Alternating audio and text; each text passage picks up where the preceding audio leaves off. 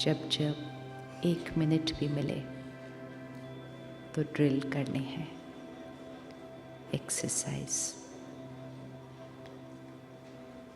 भ्रिकुटी के बीच अपने ध्यान को केंद्रित करें। देखें अपने आप को।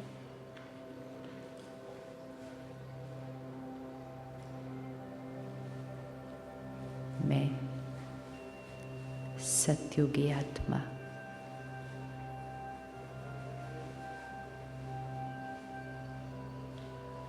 मैं परमात्मा का फरिश्ता हूँ।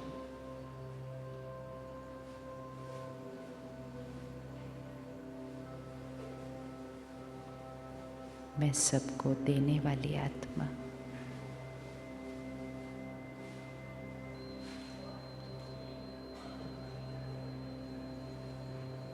मेरे संस्कारों से भारत स्वर्णिम भारत और सृष्टि सतयुग बन रही है।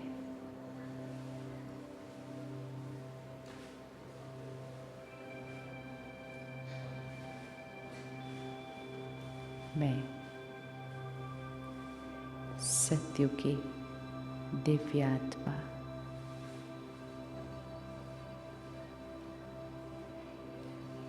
सोलह कला संपन्न संपूर्ण निर्विकारी मर्यादा पुरुषोत्तम सत्युगी आत्मा,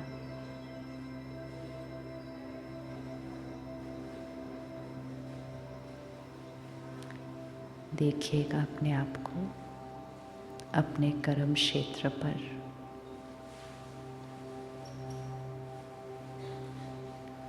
बातें आती हैं,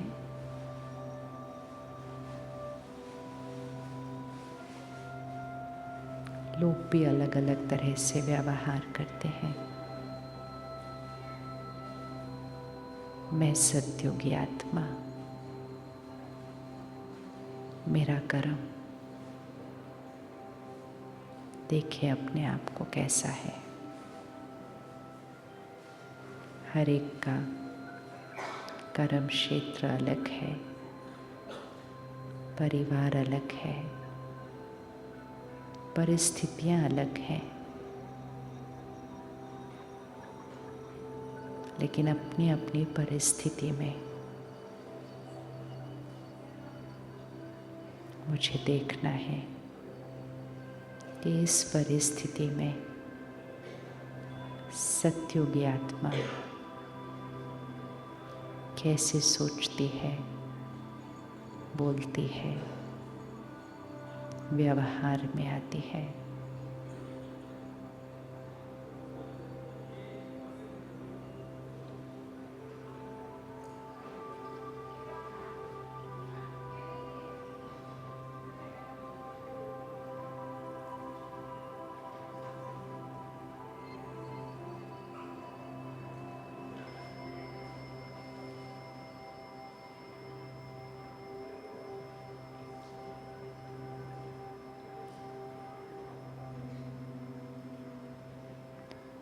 ओम शांति।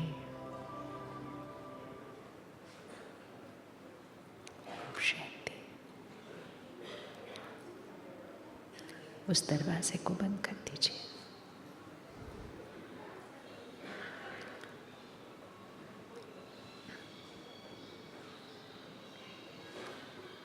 ये टेबल है। अगर हर एक को आकर कहा जाए इस मेज़ को उठाइए, तो मेज़ तो वही है, लेकिन किसी को हल्की और किसी को भारी लगेगी और किसी को तो बहुत भारी लगेगी। तो वो मेज़ हल्की है या भारी है, ये किस पर निर्भर है? मेज़ पर निर्भर है या उठाने वाले पर निर्भर है? किस पर निर्भर है?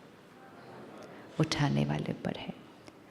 लेकिन जिसकी शक्ति कम होगी और उसको उठाने में मुश्किल लगेगा, तो वो व्यक्ति ये नहीं कहता मैं कमज़ोर हूँ, कहता है मेज़ भारी है। और मेज़ भारी बोलकर अपनी शक्ति बढ़ाने का कुछ प्रयास नहीं करता। इसी तरह काम हम पहले भी करते थे, आज भी करते हैं। बच्चे पहले भी पढ़ते थे, आज भी पढ़ते हैं। परिवार पहले भी रिश्ते निभाते थे, आज भी निभाते हैं।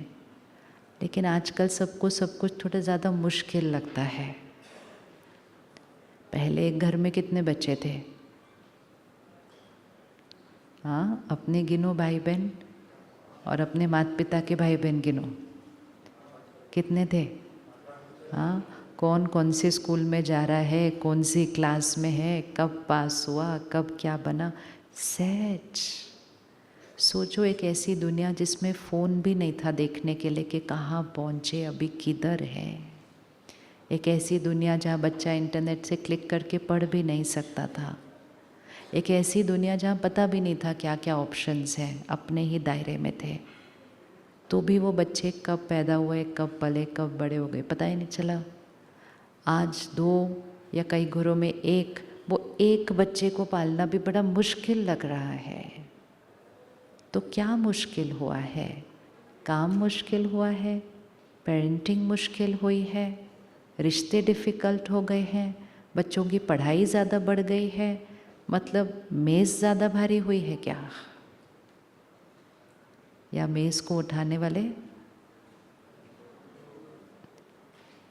पढ़ाई पहले भी होती थी, आज भी होती है, लेकिन आज बच्चों को एग्ज़ाम से एक दिन पहले anxiety attack, panic attack, stress इतना होता है। हम में से कौन कौन स्कूल में था जब स्ट्रेस वर्ड ही नहीं था ना? हम में से मेजॉरिटी, स्ट्रेस वर्ड ही नहीं था, वो फिज़िक्स में था। टेंशन वर्ड बोलते थे, वो भी साल में 2 दिन, एक एग्ज़ाम के दिन, एक पहले और एक रिज़ल्ट के दिन। बाकी पूरा साल तो वो टेंशन वर्ड भी नहीं था, हमें पता ही नहीं था ये क्या होता है। और इसीलिए उस ज़माने में कहा जाता student life is the best life, भी कोई टेंशन ही नहीं होती है बच्चों को तो स्कूल में। अब धीरे धीरे हम उस युग में आए जब स्कूल के बच्चों ने भी स्ट्रेस बोलना शुरू किया। लेकिन अब हम उस समय में आए हैं जब स्कूल के बच्चे डिप्रेशन के बारे में बात कर रहे हैं। तो क्या पढ़ाई ज़्यादा बढ़ गई है पिछले कुछ सालों में? पढ़ाई ज़्यादा हो चुकी है पिछले कुछ सालों में? पहले एग्ज़ाम कैसे हुआ करते थे? बोर्ड के एग्ज़ाम कैसे होते थे? 5 दिन में सब एग्ज़ाम ख़त्म। अभी कैसे होते हैं? 1, 5 दिन छुट्टी, 1, फिर 4 दिन छुट्टी, 1। कौन सा ज़्यादा आसान था, पहले वाला या अभी? अभी वाला। लेकिन अनुभव पहले वाला ज़्यादा आसान था। हम तो 5 दिन में ही पूरे कर देते थे, मंडे से फ्राइडे ख़त्म। ना फ़ोन था, ना साधन थे, तो भी 5 दिन में ख़त्म। तो भी कोई डिप्रेशन, एंग्जाइटी वर्ड नहीं था। अभी तो अच्छा, पहले कॉलेज भी कितने थे, गिन के होते थे। अभी कितने हैं? हर एक शहर में हर प्रोफेशन का कॉलेज है। तो क्या मुश्किल हो गया जिसके लिए इतना डिप्रेशन, एंग्जाइटी ये सब वर्ड आ रहा है? इसीलिए आज सिर्फ ये एक चीज़ यहाँ फिट करनी है, मेज़ भारी नहीं है, पढ़ाई मुश्किल नहीं हुई है, वर्क लाइफ भी मुश्किल नहीं हुई है, पहले से बहुत ज़्यादा। आप वो वाला ज़माना सोच सकते हैं जहाँ हर आर्टिकल सिर्फ हाथ से लिखा जाता होगा, टाइप ही नहीं करते होंगे, कितना समय लगता होगा करने के लिए। तो वर्क लाइफ भी पहले से ज़्यादा बहुत आसान हुई है, मुश्किल तो कुछ भी नहीं हुआ है पिछले कुछ सालों में। बाह्य चीज़ें पिछले कुछ सालों में सिर्फ आसान आसान और आसान ही हुई है। और ये सोचकर मनुष्य ने इन सबको आसान बनाया कि जब ये सारी चीज़ें आसान हो जाएंगी तो मनुष्य का जीवन आसान हो जाएगा। लेकिन मनुष्य इन सारी आसान चीज़ों में इतना उलझ गया कि इन सब को निभाने वाली जो शक्ति थी उसका ध्यान नहीं रखा। मतलब हमने क्या किया, पिछले 20 सालों में मेज़ को हल्का कर दिया, ये सोच के कि अब मेज़ इतनी हल्की हो गई है तो सबके लिए लाइफ बड़ी कंफर्टेबल हो जाएगी। लेकिन जितने सालों में हमने मेज़ हल्की की थी उतने सालों में उठाने वाले ने अपने आप को कमज़ोर कर दिया था। तो मेज़ हल्की हो गई, लेकिन उठाने वाले को वो मेज़ बड़ी भारी लग रही है आजकल। तो पेरेंटिंग मुश्किल लग रही है, रिश्ते निभाना मुश्किल लग रहा है। पहले एक घर में कितने लोग रहते थे इकट्ठे, और घर के साइज़ कैसे थे? छोटे थे। रसोई में साधन कितने थे? हर चीज़ अपने हाथ से करनी थी, ऐसे नहीं मशीन दबाई हो गया सब। आज वॉशिंग मशीन दबाओ सारे कपड़े धुल गए। तब कैसे धोने थे? एक एक। मेज़ भारी थी, आज मेज़ कितनी हल्की हो गई। ये क्लिक करो ये काम हो गया, वो क्लिक करो ये काम हो गया, ये क्लिक करो फ़ोन पे बात हो गई। इंतज़ार नहीं करना, बच्चा अभी कहाँ पहुँचा होगा, एक मैसेज करो 1 सेकंड में मन को आंसर मिल गया। मेज़ कितनी हल्की हो गई, और हमने हर चीज़ को मुश्किल कहना शुरू कर दिया। काम मुश्किल है, पेरेंटिंग मुश्किल है, रिश्ते मुश्किल है, पढ़ाई मुश्किल है, सब कुछ मुश्किल है। So we have to come back. मेज़ नहीं, निभाने वाला जो है उसकी शक्ति क्या हो गई? कम हो गई। अब हमें कुछ भी नहीं करना है, हमें वर्क को नहीं चेंज करना है, हमें लाइफ को नहीं चेंज करना है, हमें सिर्फ इन दोनों को निभाने वाली की शक्ति को क्या करना है? बढ़ाना है। लेकिन सिर्फ 1 सेकंड अगर विचार करें, पिछले 20 सालों में ये आत्मा की शक्ति घटी क्यों है? इसके पीछे का क्या कारण है? क्यों घटी शक्ति? बताइए, क्यों घटी शक्ति? क्यों शक्ति घटी? न्यूक्लियर फैमिली तो इसलिए हुई क्योंकि शक्ति घटी। जब शक्ति अच्छी थी तो हम 10 लोगों के साथ भी रह सकते थे। अब फिर हमने कहा इतने लोगों के साथ हम नहीं रह सकते, फिर हम 10 से 8 में, फिर हमने कहा इतने लोगों के साथ भी नहीं हम रह सकते, फिर हम 5 में, फिर उससे हम और आए, इतने लोगों के साथ नहीं हम रह सकते, हम 4। अब हम कहते इतने भी नहीं रह सकते, हम 2। फिर हम कहते इतने नहीं हम रह सकते, अपने अपने कमरे में लैपटॉप, फ़ोन और कईयों के घर में डॉग, हम खुश। क्या हुआ पिछले कुछ सालों में जो शक्ति घटी? जी हाँ, वो पेशेंस भी क्यों घटी? वो पेशेंस तो आत्मा की शक्ति घटने से वजह से घटी।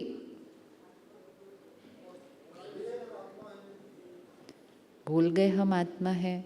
20-30 साल पहले भी हम याद नहीं करते थे, जब स्कूल जाते मैं आत्मा हूँ, याद नहीं था हमारे को। आत्मा की शक्ति कौन सी चीज़ से बढ़ती है और आत्मा की शक्ति कौन सी चीज़ से घटती है, ये जब याद रहेगा तो बातें बाहर नहीं बदलने वाली है, लेकिन हमारी शक्ति क्या हो जाएगी? बढ़ जाएगी। तो आज सुबह हमने देखा आत्मा के साथ कौन सी 2 चीज़ें परमानेंट है? कंपास कौन सा है? कंपास कौन सा है जो पकड़ के रखना है हर निर्णय लेने के लिए? कौन सी 2 चीज़ें हैं जो परमानेंट है आत्मा के लिए? संस्कार और कर्म। जितना संस्कार ही कर्म में आते हैं, जितना जितना हम अपने कर्मों को श्रेष्ठ बनाते जाएंगे, उतना उतना आत्मा की शक्ति क्या होती जाएगी? बढ़ती जाएगी। और जितना जितना हम अपने कर्मों पर ध्यान नहीं रखेंगे तो आत्मा की शक्ति क्या होती जाएगी? घटती जाएगी। तो there is no such thing कि वर्क प्रेशर को कैसे संभालना है, कुछ भी नहीं करना है। वर्क तो बहुत ब्यूटीफुली चल रहा है सारा। इम्पोर्टेंट ये है कि वर्क को करने वाला अपनी शक्ति को क्या कर ले? बढ़ा ले। 2 दिन हुए हमें यहाँ आए हुए। यहाँ इस कैंपस में 150-200 भाई बहनें रहते हैं। देख रहे हैं ना आप हर जगह? आप अकोमोडेशन में जाते हैं वहाँ है, डाइनिंग में जाते हैं वहाँ है, यहाँ पर आप सेवा करते हुए देख रहे हैं ये वहाँ है। ये यहाँ 365 दिन रहते हैं, 24 घंटे इकट्ठे रहते हैं। एक एक कमरे में 4-5 भाई इकट्ठे रहते हैं। जो खाना बनता है रोज़ सबको वही खाना है, अलग उठा के कुछ नहीं मिलेगा खाने के लिए। जो कपड़ा एक को मिलेगा सबको भी सेम ही मिलेगा। सैलरी तो कोई मिलती नहीं है, प्रमोशन कभी होती नहीं है, डेजिग्नेशन कोई है नहीं, और 365 दिन 24 घंटे इकट्ठे रहना है। और फिर भी आप यहाँ आ रहे हैं और आपको शांति महसूस हो रही है, तो आपको क्या लगता है, यहाँ रहना ज़्यादा आसान है या उस घर में रहना ज़्यादा आसान है जहाँ 4 लोग रहते हैं जो कि हमारा परिवार है? यहाँ तो ये कोई परिवार नहीं है एक दूसरे का। कोई कहाँ से आया है, कोई कहाँ से आया है, कोई कहाँ से आया है, कोई 5वीं पास है, कोई MBA PhD है, सब तरह के हैं और सब सडनली एक जगह पर आ गए। 365 दिन सेवा कर रहे हैं, कुछ नहीं चाहिए इन रिटर्न। और चाहिए क्या, मिलने भी नहीं वाला है कुछ।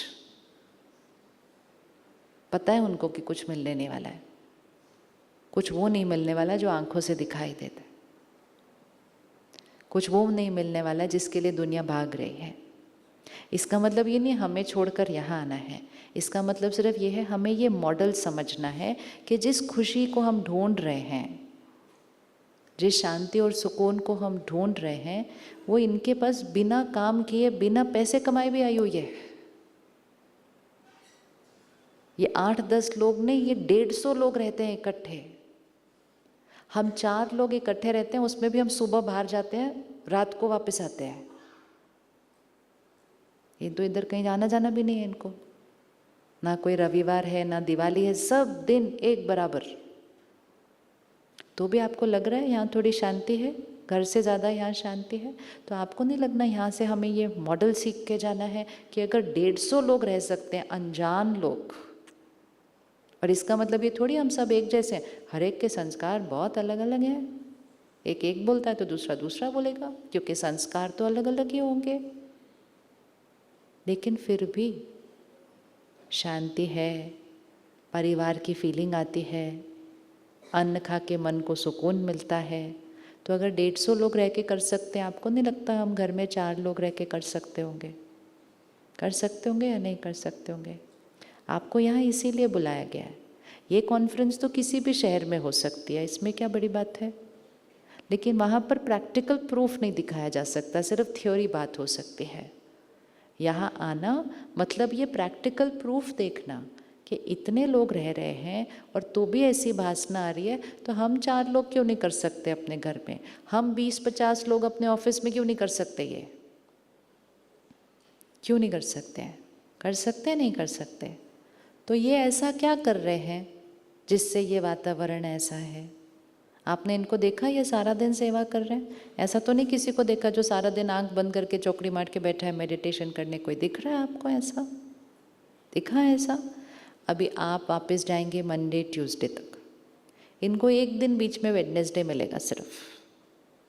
वेडनेसडे में सारे डाइनिंग हॉल साफ़ होंगे, रसोई साफ़ होगी, सारे कमरे साफ़ होंगे, सारे बिस्तरे बदलेंगे।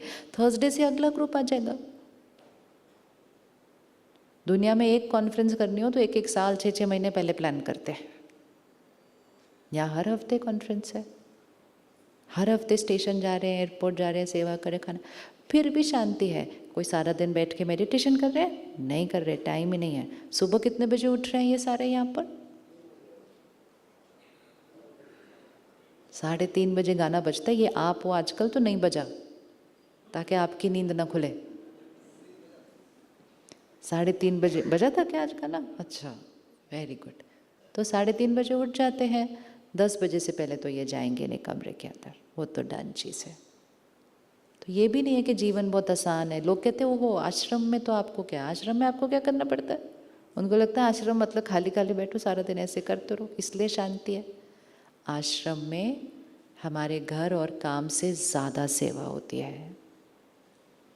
घर पर हम 5 दिन 6 दिन करते हैं, फिर एक छुट्टी तो मिलती है संडे को खाली बैठने के लिए।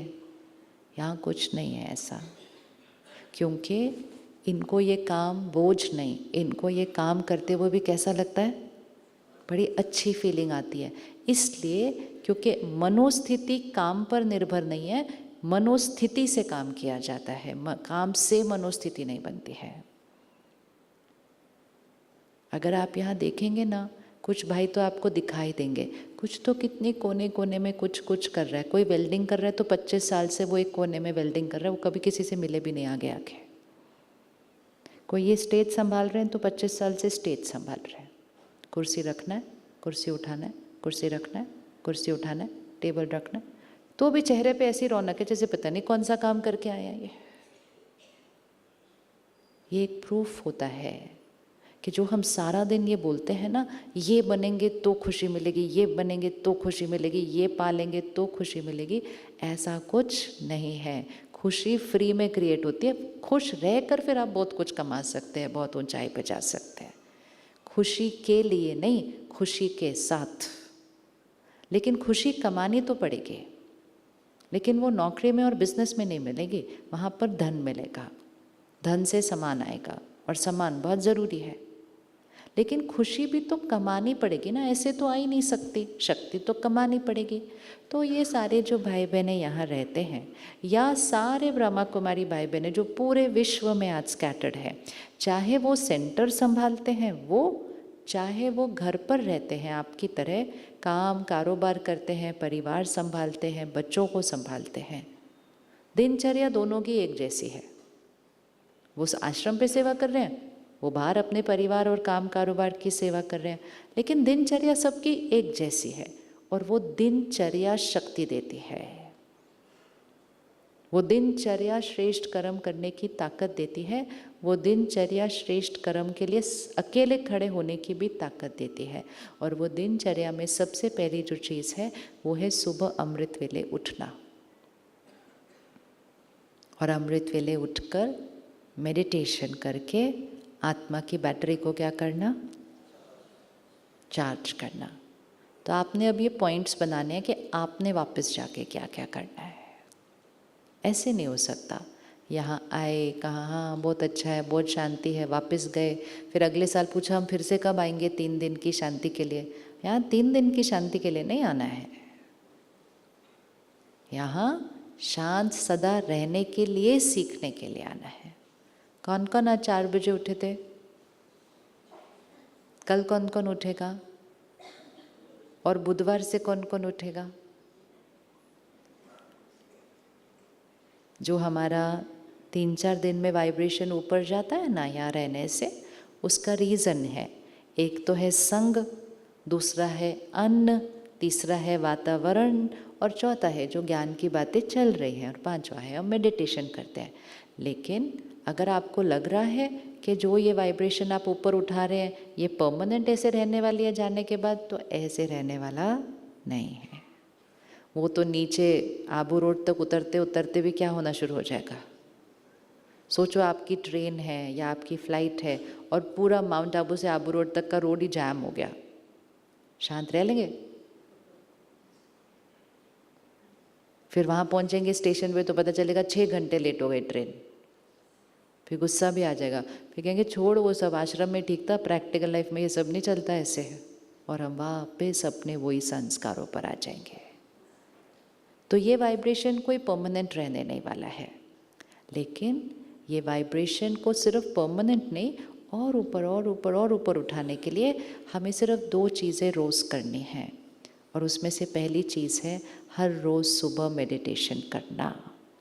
तो फर्स्ट स्टेप जो हम करेंगे कि हम यहाँ से वापस जाने के बाद, क्योंकि यहाँ तो हम इतने बड़े संगठन में सीख रहे हैं ना, अपने अपने क्वेश्चंस भी हम डिस्कस नहीं कर सकते, पर्सनल 1-on-1 भी हम एक्सपीरियंस नहीं कर सकते।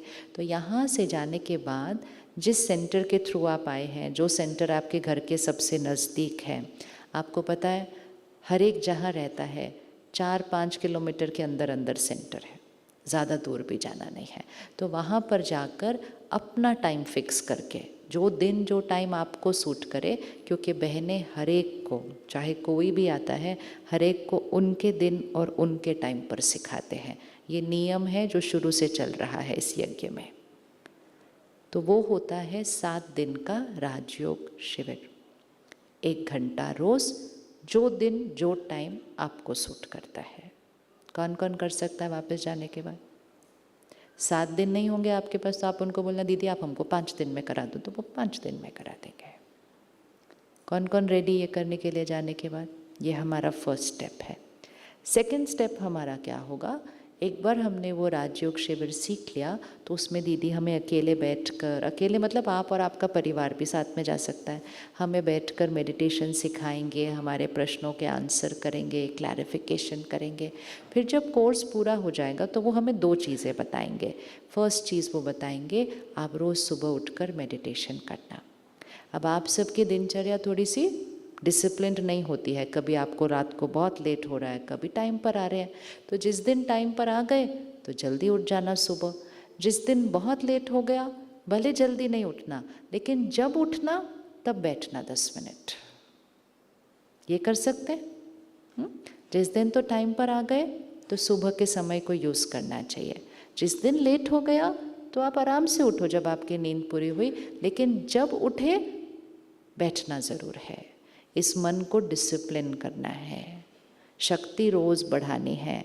जैसे हम खाना रोज़ खाते हैं, 1 दिन मिस कर सकते हैं, 2 दिन मिस कर सकते हैं, 3 दिन मिस कर सकते हैं, कितने दिन मिस करेंगे। और इसी तरह ज्ञान और योग भी रोज़ होना चाहिए। तो फर्स्ट स्टेप है वो मेडिटेशन करना, लेकिन पहले राजयोग का कोर्स करके सीख कर फिर करना। दूसरी चीज़ जो हर सेंटर पर होती है वो होती है सुबह 7 से 8 या कुछ सेंटर पर सुबह 6:30 से 7:30 परमात्मा के महावाक्यों का अध्ययन, ज्ञान। मेडिटेशन एक्सरसाइज है, ज्ञान भोजन है। हम में से बहुतों ने मेडिटेशन कभी ना कभी ट्राई किया होगा। हमने कहा बहुत मुश्किल है, ये नहीं होता। वो इसलिए नहीं होता क्योंकि एक्सरसाइज तब की जा सकती है जब भोजन खा के थोड़ा सा बॉडी को शक्ति दी हो। शरीर कमज़ोर हो और हम एक्सरसाइज करने की कोशिश करेंगे तो हम नीचे गिर जाएंगे। इसीलिए ज्ञान वो भोजन है और मेडिटेशन वो एक्सरसाइज है। तो हर सेंटर पर, पूरे विश्व में हर सेंटर पर सुबह 7 से 8 वो मुरली क्लास होती है। उसको मुरली कहते हैं, जहाँ हम परमात्मा के महावाक्य अध्ययन करते हैं। मतलब दीदी हमें पढ़कर सुनाती हैं पूरी क्लास को। सब लोग अपने घर से आते हैं, कुछ स्कूल के बच्चे तो अपना स्कूल बैग लेकर आते हैं, टिफ़िन वगैरह लेकर रेडी आते हैं, फिर वहाँ से 7:45 बजे उठ के फटाफट स्कूल जाते हैं, कोई अपने ऑफिस जाता है। लेकिन हर एक वो समय थोड़ा सा ज़रूर निकालता है। रोज़ का ज्ञान जब अपने अंदर भरता है तो पता ही नहीं चलता कुछ दिन में कैसी शक्ति बढ़ती जाती है। जैसे ऐसा महसूस होगा जैसे बड़े दिनों से खाना नहीं खाया था और वो वाली शक्ति आ गई। कुछ दिन पहले हमारे पास सेंटर पर एक बहन आई, उनके पति ने शरीर छोड़ा, तो वो बहुत ज़्यादा रो रही थी जिस दिन आई थी। तो वो कहती अब मुझे कुछ भी ठीक नहीं कर सकता, अब मुझे कुछ भी ठीक नहीं कर सकता। तो वो कुछ भी सुनने की भी शक्ति में नहीं थी। तो उसको कहा आप सिर्फ रोज़ सुबह ना मुरली क्लास के लिए आओ। कहती ये कुछ नहीं कर सकता आपका, तो सिर्फ आ ही जाओ। तो वो आई और वो आगे बैठ जाती थी। उसको फर्स्ट रो में रोज़ बिठा दिया वहाँ पर। कुछ समझ नहीं आता था उसको, क्योंकि वो उसमें भी रो रही होती थी बैठे बैठे, लेकिन उसने दृढ़ता की शक्ति से वो रोज़ आई ज़रूर। 3 महीने से पहले पहले उसका मन बहुत शांत और स्थिर होने लग गया। इसमें उसने कुछ नहीं किया था, लेकिन जो संगठन की शक्ति होती है ना, जहाँ बाकी कर रहे होते हैं, वो संगठन की शक्ति और वो ज्ञान की बातें जो अंदर जा रही थी, तो वो 3-4 महीने में बहुत ठीक हो गए। 5वें महीने में उसके 30 साल के दामाद ने शरीर छोड़ दिया। फिर तो वो कहती है अब तो बस, अब तो मेरी जीवन का कोई पर्पस ही नहीं है, मेरी बेटी इतनी छोटी है, मेरे साथ ही ऐसा बार बार हो रहा है। लेकिन फिर उसको किसी ने सहयोग दिया, उसके घर गए, रोज़ उसको सेंटर लेकर आए, उतने ही बचे। 2 महीने के अंदर वो आत्मा बिल्कुल शांत स्थिर, आज वो औरों की सेवा करती है। तो ये एक ताकत है। एक ताकत है संगठन की शक्ति और दूसरा ताकत है परमात्मा के महावाक्य, जिसको मुरली कहते हैं। तो ये रोज़ होती है हर सेंटर पर 365 दिन। 1937 जब से परमात्मा ने ये ज्ञान देना शुरू किया, तब से अभी तक एक भी दिन नहीं होता जब मुरली मिस होती है। कोविड वो सिर्फ पहला समय था जब सेंटर बंद रहते थे, लेकिन फिर उस टाइम ऑनलाइन मुरली चलती थी। लेकिन कोविड के अलावा तो 1937 तक कोई ऐसा समय भी नहीं आया जब मुरली क्लास नहीं हो रही थी। तो वो उसको आप कम से कम 3 महीने के लिए एक्सपेरिमेंट करके देखें कि इसमें कौन सी शक्ति है। 3 महीने 1 घंटा सिर्फ 90 घंटे होते हैं। आप 4 दिन यहाँ आए, कितने घंटे निकाले? 4 दिन यहाँ आए, कितने घंटे निकले? 4-5 दिन ट्रैवल सब मिला के कितने घंटे? 100-125 घंटे तो हुए होंगे कम से कम। लेकिन वो 125 घंटे को अपने भाग्य में परिवर्तन करने के लिए हमको कम से कम 2 महीने से 1 घंटा और ज़रूर निकालना चाहिए, ताकि ये सिर्फ सुनी हुई चीज़ नहीं, मेरी अपनी व्यक्तित्व शक्ति बन जाएगी। और एक चीज़ जो और करनी है वो है अन्न की परहेज़, सात्विक अन्न, क्योंकि जैसा अन्न होता है वैसा मन होता है। आपको भोजन अच्छा लग रहा है यहाँ पर? सिंपल भोजन। सात्विक अन्न का मतलब ये नहीं है कि हम कच्चा खा रहे हैं, उबला हुआ खा रहे हैं, वो तो हर एक की चॉइस होती है। सात्विक अन्न मतलब आप कुछ भी खा सकते हैं, लेकिन सबसे पहली चीज़ वो शाकाहारी होना चाहिए। दूसरा, पेट और मन के लिए वो लाइट रहे, उसके लिए यहाँ जो भोजन बनता है वो बिना प्याज लहसुन के बनता है। इसलिए आप देखो, आप कितना भी खाएंगे आपको लगेगा ओ मैंने बहुत खा लिया, थोड़ी देर के बाद आपको भूल भी जाएगा कि आपने खाना खाया है, क्योंकि वो बहुत लाइट होता है। जो अन्न पेट के लिए लाइट होगा वही अन्न मन के लिए भी लाइट होगा। आप कभी भी देखो, जो बहुत भारी खाना खा लेते हैं तो उबासी आने लगती है, भारी लगने लगता है, फिर हमें चाय पीनी पड़ती है उस नाश्ते के बाद, क्योंकि जब तक चाय नहीं पीते यहाँ क्या होने लगता है, भारी होने लगता है, क्योंकि हमने भारी खाना खाया है। तो शाकाहारी भोजन और बिना प्याज लहसुन के जो खाना बनता है वो बहुत लाइट होता है। इसीलिए नवरात्रों में खाना कैसे बनता है? बिना प्याज लहसुन के, क्योंकि नवरात्रों में हम किसका आह्वान कर रहे हैं? शक्ति का आह्वान कर रहे हैं, दिव्यता का आह्वान कर रहे हैं, पूजा कर रहे हैं, पाठ कर रहे हैं, जागरण कर रहे हैं, मतलब लाइट रहना चाहते हैं और पावरफुल रहना चाहते हैं। तो सिर्फ 9 दिन क्यों लाइट और पावरफुल रहना चाहिए? हाँ, 9 दिन क्यों रहना चाहिए? हमेशा रहना चाहिए। और जो हम मांसाहारी भोजन खाते हैं, नॉन वेज, वो हमारे मन और शरीर को कौन सी एनर्जी देता होगा? शरीर के लिए तो खैर अब डॉक्टर्स भी कहते हैं कि उसमें कुछ हेल्दी नहीं है, प्रोटीन्स है, उसमें प्रोटीन है, कोई विटामिन्स हैं, लेकिन डेथ की एनर्जी कभी हेल्थ नहीं दे सकती है किसी को, क्योंकि उसकी फंडामेंटल एनर्जी ही कौन सी है? मृत्यु है। मृत्यु जीवदान नहीं दे सकता किसी को, स्वास्थ्य नहीं दे सकता किसी को, क्योंकि उसकी एनर्जी ही मृत्यु है। स्लॉटर हाउस में क्या वाइब्रेशन होगी उस पशु की? क्या वाइब्रेशन? इसको सीन लेकर आइए सामने, वो स्लॉटर हाउस का क्या वाइब्रेशन होगा? क्या वाइब्रेशन होगा? जैसा अन्न होता है वैसा मन होता है ना, तो स्लॉटर हाउस का वाइब्रेशन कैसा होगा? डर, गुस्सा, नफरत जो मेरे साथ वो कर रहा है, दुख, दर्द, हिंसा, फिर मृत्यु। और हमने कहा ये स्वास्थ्य देगा। ये ना तन को स्वास्थ्य दे सकता है, ना ये मन को सुकून दे सकता है। तो इसका भी प्रयोग करके देखें, सिर्फ 3 महीने प्रयोग करके देखें कि 3 महीने हम शाकाहारी सात्विक खाना खाएं। और तीसरी चीज़ जो ध्यान रखी जाती है यहाँ भोजन की, सिर्फ ये नहीं कि वो शाकाहारी खाना है, सिर्फ ये नहीं कि वो प्याज लहसुन के बिना बना हुआ हल्का खाना है, लेकिन सबसे इम्पोर्टेंट ध्यान जो रखा जाता है, बनाते समय मन की स्थिति। भोजन बनाते समय मन की स्थिति, जहाँ तक हो सके ना वापस जाने के बाद एक प्रयोग करना। क्यों आपको ये करना है? आपका रोल जो है ना, ऑलरेडी आपको बहुत सारी नेगेटिविटी एक्सपोजर दिलाता है। ये बात लिखनी है, ये बात छापनी है, ये बात करनी है, पोस्ट, ये वीडियो बना, इस सब में तो बाहर दुनिया की बातें हैं, दुनिया में बहुत कुछ हो रहा है, हमें वो कवर करना है, तो हमारा वैसे ही एक्सपोजर बहुत नेगेटिव कंटेंट के साथ है। कम से कम हमें खाना वैसा खाना है जो हमारे मन को क्या दे? शक्ति दे। तो जहाँ तक हो सके ना, घर का खाना खाइए, नियम बना लो इसको।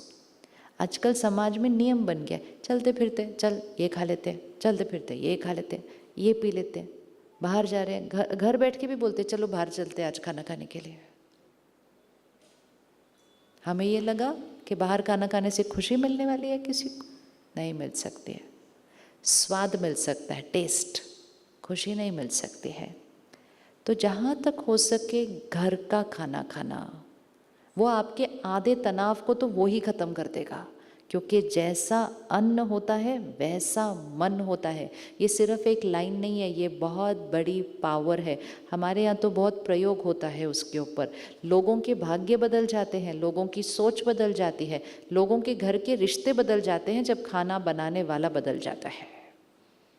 या तो वो बदल ही गया, मतलब वो व्यक्ति चला गया, दूसरा खाना बना रहा है, या जो खाना बना रहा है उसकी मनोस्थिति बदल गई तो वो व्यक्ति बदल जाता है। खाना बनाने वाला बदल जाता है ना, तो परिवार बदल जाता है। इतनी पावर है। इसीलिए कहा जाता था the way to a man's heart is through his stomach. मतलब खाना बना दो उसके लिए, तुम्हारा मन उसके मन से जुड़ जाएगा। अभी हम किसके हाथ का बना हुआ खाना खा रहे हैं सारा दिन? हमें पता ही नहीं है, हमें पता ही नहीं है। और जब बहुत सारा खाना इकट्ठे बनता है कहीं पर, तो कभी कभी बहुत जोर से जल्दी करो ये दो वो दो, एनर्जी ठीक नहीं है।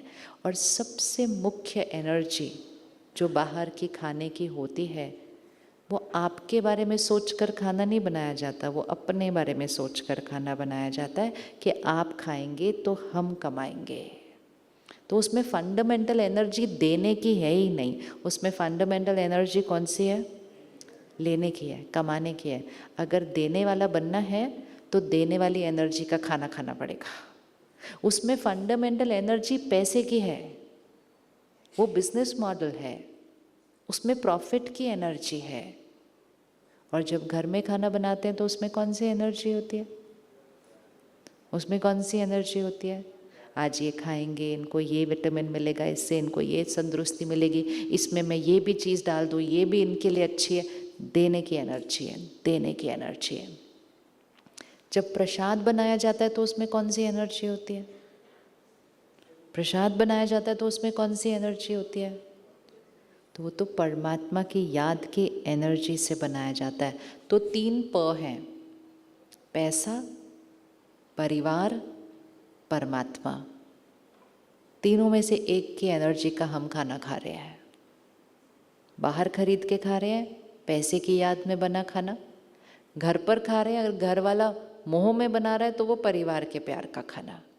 लेकिन घर में रहते हुए ही प्रसाद, बार बार हम मंदिर नहीं जा सकते, आश्रम नहीं आ सकते खाने के लिए, लेकिन घर में रहते हुए ही जब हम मेडिटेशन सीख लेते हैं तो परमात्मा की याद में बना हुआ खाना खाते हैं।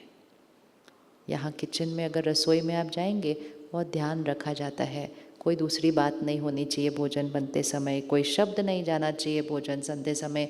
रसोई शुरू होने से पहले 15 मिनट वहाँ मेडिटेशन किया जाता है। फिर भोजन में अच्छे अच्छे संकल्प डाले जाते हैं, और साथ साथ वो कुछ ना कुछ तो चल ही रहा होता है। प्रवचन चल रहा है, भजन चल रहे, वो तो 24 घंटे चलेगा उधर। और तब उसके बाद भी सारा भोजन एक प्लेट में थोड़ा थोड़ा लेकर मेडिटेशन के रूम में जाकर उसके साथ मेडिटेशन 10 मिनट किया जाता है, और फिर वो वापस आकर सबके खाने में डाला जाता है। जो शांति आपको यहाँ महसूस हो रही है, उसमें बहुत बड़ा रोल रसोई में होता है, रसोई में होता है। तो क्या हम ये चीज़ वापस जाने के बाद नहीं कर सकते कि हम सात्विक अन्न खाएं? कर सकते, नहीं कर सकते? कौन कौन कर सकता है? 3 महीने के लिए करके देखना, और जहाँ तक हो सके स्ट्रिक्ट रहना, मुझे घर का खाना खाना है। आप देखो 30-40 साल पहले लोग अपनी पानी की बोतल भी अपने साथ लेकर जाया करते थे। कहते थे ना, कहते थे किसी के घर का पानी भी नहीं पीते हैं। तो हमने उसको जाति और धर्म उसके नाम पर डाल दिया सारा। वो नहीं था, वो एक्चुअली ये था कि आप जहाँ का भी पानी भी पी रहे हैं ना, वहाँ की वाइब्रेशन आप अपने अंदर डाल रहे हैं। अगर किसी घर में बहुत कलह कलेश चल रहा है और आप उनके घर सिर्फ एक शाम बैठने गए, आपने 1-2 गिलास पानी पी लिया वहाँ पर, लेकिन उनके घर में कुछ बहुत ज़्यादा चल रहा है, वापस आने के बाद आपके मन की स्थिति पर वो असर होना ही होना है। फिर थोड़ी देर के बाद आप उसका असर ठीक हो जाएगा। लेकिन जब हम रोज़ ही बाहर खाना खाने लगे, रोज़ ही बाहर पानी पीने लगे, रोज़ ही इधर उधर जाने लगे, तो हमें पता ही नहीं चला कि हमारे मन की स्थिति एक्चुअली सिर्फ हमारी नहीं है, अनेकों की मन की स्थिति की वजह से हमारी मन की स्थिति दूषित हो रही है। तो जब आप ऑफिस भी जाते हैं ना, अपना डब्बा और अपनी पानी की बोतल अपने साथ लेकर जानी चाहिए, क्योंकि जैसा अन्न होता है वैसा मन होता है, जैसा पानी होता है वैसी वाणी होती है। होता है या नहीं होता? बस हमें कुछ नहीं करना है, हमें थोड़ा सा पुराने ज़माने के तौर तरीके पे वापस जाना है। हम सब पहले अपना डब्बा लेके जाते थे ना घर से, लेके जाते थे कि नहीं लेके जाते थे? आजकल घर पे बैठकर डब्बा ऑर्डर करते हैं। अगर आप छोटी छोटी चीज़ें बनाए ना, कौन सी चीज़ें हमने बदली हैं, उसी से पता चल जाएगा कि संस्कार और भाग्य क्यों बदल रहा है, क्यों खुशी और सुकून। तो ये 3 चीज़ें सिर्फ ध्यान रखनी है। मेडिटेशन रोज़ करना है, ज्ञान रोज़ स्टडी करना है और अन्न को शुद्ध रखना है। क्योंकि कई भाई बहनें कहते हैं हम रोज़ मेडिटेशन कर रहे हैं, हम रोज़ मुरली जा रहे हैं, क्यों नहीं हमें ये एक्सपीरियंस हो रहा? चेक करना है अन्न कौन सा खा रहे हैं। तीनों चीज़ें कर ली ना तो पैकेज कंप्लीट है। यहाँ 4 दिन सिर्फ ये तीनों चीज़ें आपको मिल रही हैं। ये 3 चीज़ें ही हैं और ये 3 चीज़ें आपके मन के ऊपर असर डाल रही हैं। यहाँ से जाकर अगर आप इसको 1 घंटा रोज़ इस संग में जाएंगे, वायुमंडल में जाएंगे और ये दोनों चीज़ें करेंगे, जो मनोस्थिति आपकी आज है वो इससे सिर्फ धीरे धीरे ऊपर ऊपर ऊपर ऊपर और ऊपर ही जाएगी, वाइब्रेशन ऊपर जाएगी। और अगर ध्यान नहीं रखा तो अपने आप वातावरण की वजह से ही नीचे आ जाती है। और जब हम ये 3 चीज़ें रोज़ करते हैं, आत्मा की शक्ति बढ़ती जाती है। तो श्रेष्ठ कर्म करने की शक्ति, कोई मेहनत करनी पड़ेगी उसके लिए? टेबल उठाने के लिए कोई मेहनत करनी पड़ेगी उसके बाद? फिर नहीं, एक हाथ से उठा लेंगे उसके बाद तो मेज़ को। जैसा कर्म वैसा भाग्य, ये हमने बचपन से सुना है, लेकिन फिर भी सारा दिन हम उस लॉ को याद नहीं रखते हैं, और उसका प्रयोग नहीं करते हैं। और ही जब भी कोई बड़ी बात आती है तो हम उंगली किस पर रख देते हैं? छोटी छोटी बातों के लिए आज हमने देखा, सुबह हम क्या बोलते हैं, इसकी वजह से मैं दुखी, इसकी वजह से मैं परेशान, इसकी वजह से मैं नाराज़। छोटी छोटी बातों के लिए हम यहाँ उंगली रखते हैं। आज सुबह हमने देखा वो गुस्सा, वो नाराज़गी, वो दुख, वो खुशी कौन क्रिएट कर रहा है? छोटी छोटी बातों के लिए हम उंगली यहाँ रखते हैं और बड़ी वाली बातों के लिए उंगली किस पर रख देते हैं? किस पर रखते हैं? किसकी वजह से हुआ ऐसा? हम किस पर उंगली रखते हैं? रखिए उंगली, अभी रखते हैं ना उसके ऊपर। लोग भी आकर कहते हैं क्या करें, ईश्वर की मर्जी। हाँ, किसी के घर परिवार का सदस्य चला गया, उसको आकर कहते ये तो ईश्वर की मर्जी थी। ईश्वर क्यों ऐसी मर्जी करेगा? ईश्वर क्यों करेगा ऐसा? हमने कभी सोचा नहीं। एक क्षण सोचो, अगर भगवान हमारा भाग्य लिख रहा होता तो शायद आपके पास अखबार में छापने के लिए कुछ नहीं होता। ये तो मैं सोचा ही नहीं था, कुछ होगा ही नहीं आपके पास छापने के लिए। क्योंकि अगर भगवान भाग्य लिख रहा होता तो हर एक का भाग्य कैसा होता? हर एक का भाग्य कैसा होता? अगर भगवान भाग्य लिख रहा होता तो हर एक का भाग्य कैसा होता? कोई एक्सीडेंट ना होता, कोई बीमार ना होता, कोई अकाले मृत्यु ना होती, कोई झगड़ा ना होता, कोई युद्ध ना होती, कोई करप्शन ना होती, कुछ होता ही ना जो कलयुग में हो रहा है।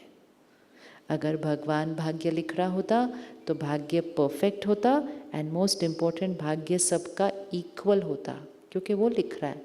अगर आज आप अपने बच्चों का भाग्य लिखेंगे तो एक का कम दूसरे का ज़्यादा अच्छा लिखेंगे? ऐसा कभी? कैसा लिखेंगे दोनों का? कैसा लिखेंगे दोनों का? एक जैसा, परफेक्ट। भले आपका एक बच्चा थोड़ा मस्ती करता है और एक बच्चा बहुत आज्ञाकारी है, लेकिन तो भी आप भाग्य दोनों का कैसे लिखेंगे? एक जैसा, परफेक्ट। क्या आज समाज में भाग्य एक जैसा है? नहीं। क्या परफेक्ट है? नहीं। तो इसका मतलब ये वाली बात सच नहीं है। एक और बात बचपन से सुनी थी कि जैसा कर्म वैसा भाग्य। भाग्य, कर्म हमारे बहुत अच्छे हैं इसलिए हमारा भाग्य बहुत अच्छा है, लेकिन कहीं ना कहीं कर्म में छोटी सी कुछ कुछ की थी तो भाग्य में भी छोटी छोटी कभी कभी बातें आ जाती हैं। कर्म हमारे एक जैसे नहीं हैं तो भाग्य भी हमारा एक जैसा नहीं हो सकता है। तो दोनों में से कौन सी मान्यता सच लगती है? परमात्मा हमारा भाग्य लिखता है या हमारे कर्म हमारा भाग्य लिखते हैं? किस पे रखनी उंगली? अभी उंगली रख लो थोड़ा सा, किस पे रखनी है उंगली? और फिर अगर अपने भाग्य में कुछ बदलना है तो किसके पास जाना? किसके पास जाना? हम औरों के पास जाते हैं, प्लीज़ कोई उपाय बताओ, प्लीज़ कोई उपाय बताओ, प्लीज़ कोई उपाय बताओ। आपको उपाय बता सकते हैं वो उपाय जिसके आपके कर्म श्रेष्ठ हो जाए। कोई भी आपके भाग्य को नहीं बदल सकता है। अगर इस सृष्टि पर किसी के पास ताकत होती कि वो आपके भाग्य को बदल दें, तो फिर पहले चेक करना कि उनका भाग्य परफेक्ट चल रहा है। भाग्य में जो लिखा है वो तो आना ही आना है, लेकिन ये याद रखना है कि उसको भाग्य में लिखा किसने था, किसने लिखा था। चलो एक बॉल पकड़ो ऐसे, ये कर्म है। कर्म में 3 चीज़ें आती हैं, मेरी सोच, मेरे बोल, मेरा व्यवहार और नहीं दिखने वाली भावनाएं, इंटेंशन। ये 4 चीज़ें मेरा कर्म है। कर्म मतलब वो एनर्जी जो मुझसे निकलकर बाहर जाती है। हम सिर्फ अपने बोल और व्यवहार को कर्म बोलते हैं। कहते मैंने उनसे बड़ी अच्छी तरह से बात की, मैंने उनको सहयोग भी दिया, मैंने अंदर सोचा कैसे उनके लिए। क्या हमें आता है कि अच्छी अच्छी बातें करें लेकिन थोड़ा सा कड़वा सोचें? ऐसे आता है किसी को करना? आता है नहीं आता? आता है नहीं आता? किसी को बहुत तरक्की मिली, हम कहते बहुत बहुत मुबारक हो, बहुत मुबारक हो, बहुत दुआएं। अंदर सोचते इसको क्यों मिली, मतलब समझ नहीं आया मुझे, इसने तो ऐसा कुछ नहीं किया था। फिर हमने कहा मैंने तो उनको बड़े प्यार से मुबारक दी, तो मेरा कर्म कैसा था? श्रेष्ठ नहीं, मेरा कर्म वो वाला था जो मैं अंदर सोच रही थी। क्योंकि लाइन तो 1-2 बोलते हैं, सोच तो 1000 चलती है। तो अगर मैंने 2 पॉजिटिव लाइन बोली लेकिन 100 नेगेटिव लाइन सोची, तो भी मेरा -98 पे चलता है। इसलिए कर्म की चेकिंग शब्दों और व्यवहार पे नहीं, कर्म की चेकिंग इंटेंशन, भाव, भावना और सोच पर करनी होती है। अब बॉल को पकड़े, अब ये बॉल आपका कर्म है। बहुत ध्यान से सोच समझ के, बिना दूसरों को देखे हुए कि दूसरे कैसे फेंकने वाले हैं, आप सामने वाली दीवार, पीछे जो मेरे हैं आपके लिए सामने है, आप अपने कर्म को सोच समझ कर हमेशा फेंकना। ये याद रखते हुए कि जिस एंगल और जिस स्पीड पे आप उस गेंद को फेंकेंगे वो सामने की दीवार पे हिट करेगी और उसके बाद क्या हो जाएगी, वो गेंद वापस आएगी। हर एक की अलग अलग आएगी। उस समय दूसरे की गेंद को देखकर नहीं बोलना इसकी ऐसे क्यों आ रही है, उसकी वैसे आएगी जैसे उसने फेंकी थी, मेरी वैसे आएगी जिसने मैंने फेंकी थी। अब जरा एक बार प्यार से फेंको अपनी गेंद को, हिट करेगी और अब ये वापस आएगी। ये वापस उसी क्षण आ सकती है, ये वापस 10 मिनट के बाद आ सकती है, ये वापस 10 दिन के बाद आ सकती है, ये वापस 10 साल के बाद आ सकती है, ये वापस 100 साल के बाद आ सकती है, लेकिन आएगी ज़रूर। ये एक लॉ है। जैसे लॉ ऑफ ग्रेविटी है, हमेशा काम करता है, सबके साथ काम करता है, ऐसे ही लॉ ऑफ कर्मा है, हमेशा काम करता है, सबके साथ काम करता है। अब जब ये गेंद वापस आ रही है तो क्या हम उसका कुछ कर सकते हैं? जो हम गेंद फेंक रहे हैं वो कर्म है, जो वापस आ रही है वो है परिस्थितियाँ, वो है शरीर का स्वास्थ्य कभी ऊपर नीचे, वो है लोगों का मेरे साथ व्यवहार, वो है मेरा काम कारोबार में उतार चढ़ाव। जो मेरे साथ हो रहा है वो गेंद वापस आ रही है, जो हम कर रहे हैं वो गेंद बाहर जा रही है। 1 मिनट आप खड़े होंगे? नहीं आपने, हाँ अभी मैं, आपने आंसर देना है। हाँ अभी मैं इतने सबके सामने, वो भी सब मीडिया के, इनके साथ बहुत गलत तरह से व्यवहार करते हो, बहुत गलत शब्द, ज़ोर ज़ोर से चिल्लाना, गलत बात करना, ये मैं इनके साथ करती हूँ। इनके लिए वो गेंद कौन से डायरेक्शन में है? अपने आप को रख लीजिए उस जगह पर, वो गेंद आपके लिए कौन से डायरेक्शन में आ रही है? करिए हाथ से, कौन से डायरेक्शन में आ रही है? आप फेंक नहीं रहे हैं, मैं आपके साथ गलत व्यवहार कर रही हूँ। गेंद कौन से डायरेक्शन में आ रही है आपके लिए? ऐसे मैं फेंक रही हूँ ना आपकी तरफ, तो आपके लिए वो गेंद कौन से डायरेक्शन में आ रही है, ऐसे। अब इसको पकड़ के रखना, ये पिक्चर विजुअलाइज फिक्स करना है। आपके लिए वो गेंद कैसे आ रही है, ऐसे आ रही है। कोई भी मेरे साथ जो व्यवहार करता है, अच्छा करता है, बहुत अच्छा करता है, नहीं करता, बहुत बुरा करता है, गेंद कौन से डायरेक्शन में आ रही है, ऐसे आ रही है। अब आपका मन सबसे पहले कहेगा मेरे साथ इन्होंने ऐसा क्यों किया। आंसर, आपका मन ये कह रहा है ये गेंद मेरे पास ऐसे क्यों आ रही है। आंसर,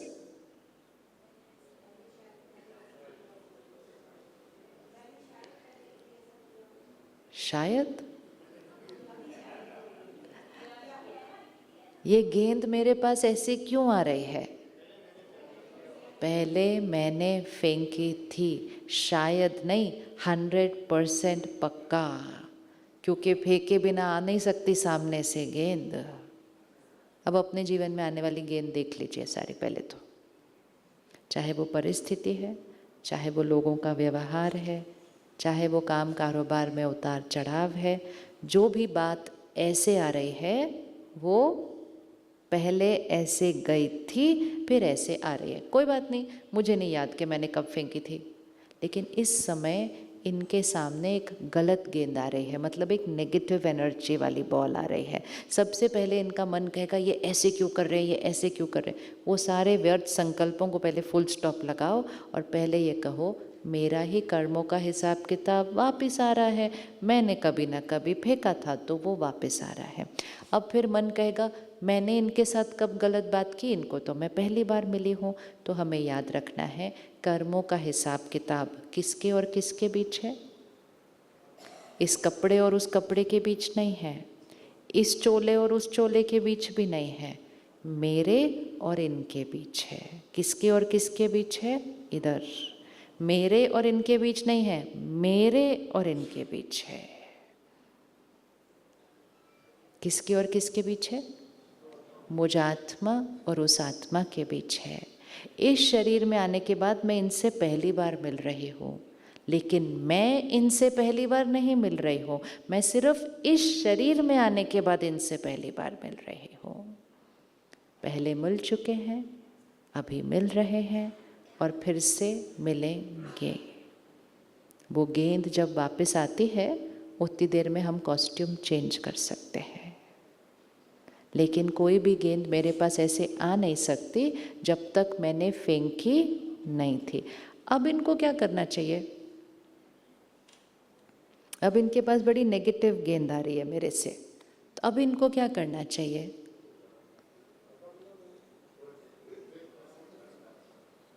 क्या ये आने वाली खड़े रहो, क्या ये आने वाली गेंद को रोक सकती है, ये पक्का कर लो। आप आने वाली गेंद को रोक नहीं सकते क्योंकि वो गेंद तो ऑलरेडी, तो फिर क्या कर सकते हैं आप, कुछ है लाइफ में कंट्रोल में या नहीं है।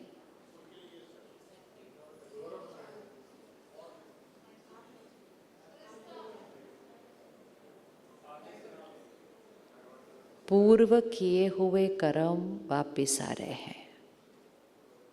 अब ये जैसा सोचेंगी, जैसा ये मुझसे बोलेंगी, जैसा ये व्यवहार करेंगी, वो इनकी नई गेंद है जो ये फेंकेंगी। अभी फेंकेंगी कि नहीं, नई गेंद फेंकेंगी ना, फेंकेंगी या नहीं फेंकेंगी। क्या ये हो सकता है कि मैं इनको इतनी नेगेटिव एनर्जी फेंकूं और ये एक भी संकल्प नहीं करे, क्या ये हो सकता है, नहीं। सोच तो चलनी ही है, नई गेंद तो बाहर जानी ही है, लेकिन चॉइस ये है कि इस बार कौन सी गेंद फेंकनी है। आप बताइए अब कौन सी गेंद फेंकनी चाहिए इन्हें। यहाँ से नेगेटिव जा रही है, अब इनको कौन सी गेंद फेंकनी चाहिए, कितनी पॉजिटिव,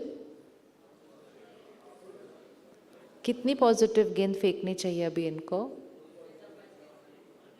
लेकिन मैं तो यहाँ से गलत करती जा रही हूँ, फिर इनको क्या करना चाहिए।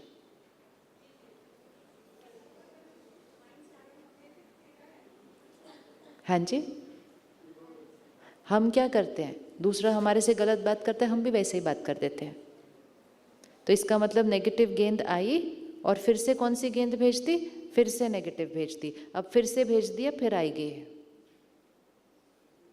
तो हमेशा first rule of the life game, अगर नेगेटिव गेंद सामने से आ रही है तो स्वप्न में भी फिर से नेगेटिव गेंद नहीं भेजना उसको। पुराना हिसाब किताब आ रहा है, वो जो आ रहा है वो हमारे कंट्रोल में नहीं, लेकिन अब हम जो फेंक रहे हैं वो पूरी तरह से किसके कंट्रोल में है? मेरे है। तो अब कौन सी वाली गेंद फेंकनी है? पक्का? शुरू करें फेंकना, शुरू करें फेंकना। गुस्से का जवाब गुस्सा नहीं, नफरत का जवाब नफरत नहीं, लेकिन क्या देना है? क्या करना है?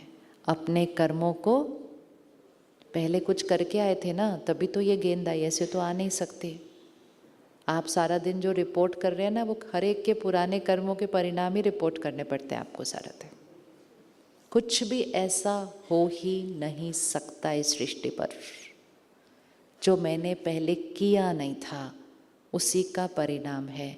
नहीं तो लाइफ इज़ वेरी अनफेयर कि किसी के साथ सब अच्छा चल रहा है और किसी के साथ कुछ गलत हो रहा है। कौन डिसाइड करेगा ये कौन डिसाइड करेगा? रैंडम नहीं चलती लाइफ। इसीलिए हर एक के घर में गीता सार टंगा है, जो हुआ अच्छा, जो हो रहा है अच्छा, जो होगा बहुत अच्छा। और हम सारा दिन बोलते हैं ये क्यों हो गया, ऐसे क्यों हो गया, वैसे क्यों हो गया। उस पर लिखा है जो हुआ अच्छा, तो उसका मीनिंग क्या है? मतलब जो हुआ सही, जो हो रहा है सही, और जो होगा वो बहुत सही as per law of Karma. तो अब मैं इतनी नफरत भेज रही हूँ, इन्हें क्या भेजना चाहिए? क्या इन्हें क्षमा भी करना चाहिए? करना चाहिए क्षमा, हमें लोगों को करना चाहिए, करना चाहिए। अगर क्षमा की जगह इन्होंने सिर्फ चुप रहे लेकिन अंदर सब पकड़ के रख लिया दर्द, तो कौन सी एनर्जी की बॉल जाएगी फिर से? हम क्या कहते हैं? मैं चुप रही, मैंने कुछ नहीं बोला, मतलब मेरा कर्म सही ना। चुप रही लेकिन यहाँ पे क्या किया? रोई रोई रोई, और फिर सिर्फ यहाँ नहीं रोई, दूसरों के आगे जाके रोई, पता है मेरे साथ क्या किया, उन्होंने क्या किया। ये सब नेगेटिव बॉल्स हो जाएंगे फिर से। तो सबसे सहज संस्कार यहाँ से अपना बना लो, लोगों को 1 सेकंड में क्षमा करना। मेरा ही पूर्व कर्म था, आया सामने, क्षमा करो, चुप तो करो। इवन अगर आप किसी के साथ कोर्ट में केस लड़ रहे हो ना, देश के कानून को अपना काम करने देना, लेकिन अपने कर्म का जो लॉ है उसमें कुछ दूषित होने नहीं देना। इवन उतना ध्यान रखना है। क्या उससे भी ज़्यादा हम कुछ कर सकते हैं? एक ये मुझे क्षमा कर सकती है, एक और ऑप्शन है जो हम रोज़ मुरली में सीखते हैं। अगर इनको अपना हिसाब किताब अच्छे से चुकतो करना है और ही अपने कर्मों को और ऊंचा उठाना है, तो ये मुझे रोज़ दुआएं भेज सकते हैं। जो लोग हमारे साथ गलत कर रहे हैं, क्या हम उनको दुआएं भेज सकते?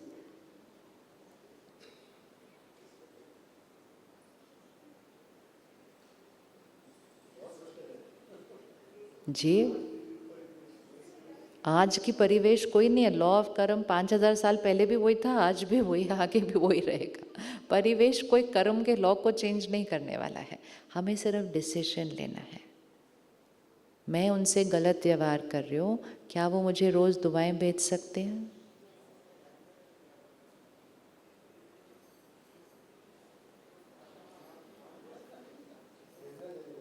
भेजना चाहिए। किसके ऊपर एहसान कर रहे हैं? किसके ऊपर एहसान कर रहे हैं? मुश्किल तब लगता है जब हमें लगता है हम उनके लिए कर रहे हैं। क्यों हम उनके लिए करें? जब उन्होंने गलत किया, पहली बात तो उन्होंने गलत नहीं, पहले मैंने गलत किया था। और दूसरा, अब भी जो हम कर रहे हैं वो उनके लिए नहीं कर रहे हैं, हम किसके लिए कर रहे हैं? इवन अगर सिंपल, अगर आप पूर्व जन्म को भी छोड़ दो, सिर्फ अभी का भी देखो, मैं इनके साथ गलत कर रही हूँ, हो सकता है ये वापस चिल्लाए तो भी इनकी तबीयत खराब होगी। हो सकता है ये चिल्लाए नहीं, सिर्फ अंदर उस दर्द को पकड़ के रखे तो भी इनकी तबीयत खराब होगी। हो सकता है वो कुछ ना करे लेकिन अंदर इतना डिस्टर्ब थॉट्स क्रिएट करे, बाकी किसी को कुछ ना बोले, तो भी इनकी तबीयत खराब होगी। लेकिन अगर ये मुझे क्षमा करके मुझे दुआएं भेजती है, इनका मन सुकून में रहेगा, इनका शरीर स्वस्थ रहेगा, मेरा तो बीमार हो जाएगा लेकिन इनका ठीक रहेगा, क्योंकि इन्होंने सही कर्म किया है। तो हम जो दुआएं भेज रहे हैं वो किसी और के ऊपर एहसान नहीं कर रहे हैं, हम किसके लिए कर रहे हैं? ये हम किसके लिए कर रहे हैं? बोलिए ना, अच्छे से बोलेंगे तो कल जाके करेंगे ना वापस। हाँ, तो अपने लिए करना आसान है या मुश्किल है? सपोज़ आपने दिवाली पर किसी के लिए गिफ्ट लेनी है, तो हम सारा दिन क्या देखते, उन्होंने कितने का दिया था, हम भी उतने का ही देंगे, ज़्यादा क्यों दें हम? अच्छा कोई बात नहीं, ज़्यादा नहीं दो। लेकिन आप मार्केट में गए, आपको एक बड़ी महंगी चीज़ पसंद आ गई, आपने कहा ये तो बहुत काम की चीज़ है, लेकिन मैं उनको क्यों दूँ 5,000 का, उन्होंने तो मुझे 500 का ही दिया। तो कोई आपको धीरे से बोलता है दे दो, ये अगले हफ्ते आपके ही घर वापस आने वाली है। फिर आप सोचेंगे 5,000 का, कर ले लो 5,000 दे दो, अपने घर ही आने वाला है। वो गेंद अपने घर ही आने वाली है कर्मा की। वो हमें लग रहा है कि हम उनको दुआएं दे रहे हैं, लेकिन हम उनको दुआएं नहीं, दुआएं देकर हम अपने घाव पर दवा लगा रहे हैं। और जब हम उनको वो दुआएं भेजते रहेंगे, तो जो हम पुराने वाले नेगेटिव बॉल्स फेंक कर आए हैं, वो नेगेटिव बॉल्स का हिसाब किताब क्या हो जाएगा? चुकतो। जब तक हम अपने कर्मों को ऊपर उठाएंगे नहीं, जब तक हम ये कहेंगे कि ईंट का जवाब आज के परिप्रेक्ष्य में क्या है, आज के परिप्रेक्ष्य को क्या बोलेंगे? कलयुग है ना, तो कलयुग का परिप्रेक्ष्य कैसा होगा? ईंट का जवाब। तो अब आप सोचो, मेरी तरफ ईंट आ रही है, पहली बात वो ईंट आई क्यों मेरी तरफ? क्योंकि मैंने पहले ईंट फेंकी थी, इसलिए ईंट आई। अब मुझे किसी ने सिखाया ईंट आई, अब पत्थर फेंको रिटर्न में, तो वापस क्या आएगा? और पत्थर। जब और पत्थर आएंगे तो 2 पत्थर फेंकेंगे हम। और ये करते करते हमने अपने कर्मों की क्वालिटी को क्या किया? Down down down. और जैसे कर्मों की क्वालिटी हुई डाउन डाउन डाउन, तो आत्मा की शक्ति क्या हुई? डाउन। वो मेज़ तो वहीं की वहीं है, लेकिन हमारी शक्ति इतनी घट गई कि हमें सब कुछ मुश्किल लगने लग गया, जबकि जीवन इतना आसान हो गया है पिछले 20 सालों में, इतना आसान हो गया है। आज आप इस कॉन्फ्रेंस में बैठे हैं, यहीं आप फ़ोटो खींचते हैं, आप भेजते हैं, यहीं आप आर्टिकल लिखते हैं, everything is so easy, it's so easy. इतनी कंफर्टेबल लाइफ हो गई, तो हमें तो बहुत ही हैप्पी लाइफ होनी चाहिए थी, लेकिन इस कंफर्टेबल लाइफ को चलते चलते चलते हमने वो परिप्रेक्ष्य बदल दिए, कर्म और संस्कार बदल दिए।